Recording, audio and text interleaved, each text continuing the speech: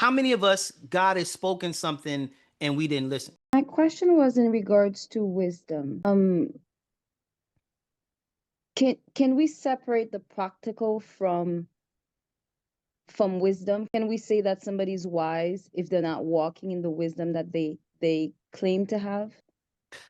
I think Solomon is the perfect example of that. And I think Craig kind of just, I ain't gonna say kind of, I think he alluded to that in there, in that God can give us wisdom, but how we apply it is up to us. God can give it, but he will not force us to utilize it. How many of us, God has spoken something and we didn't listen? I I would, mean, so we can have knowledge, but does that make us am I wise if I'm not actually applying the knowledge that I have? Even here, like I have a problem with calling myself wise. If I know the knowledge, but I don't walk in it, that's yes. actually unwise. So I think what this is what I like to say. What you an incident doesn't determine our identity. And Yeah. when we look in the scriptures, we see people that made unwise decisions. But we're, matter of fact, I'll give you an example. Mm, Abraham is called identity, the father of faith.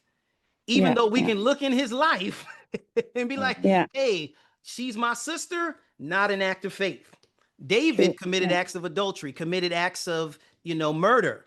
Not called him a murderer and adulterer, called him a man after God's own heart. So I Yeah. don't think that we can be considered a wise person in identity if the application says that we're constantly making unwise decisions. And is that more of Mm, what you're alluding to? sure. Yeah, Good. that definitely helps.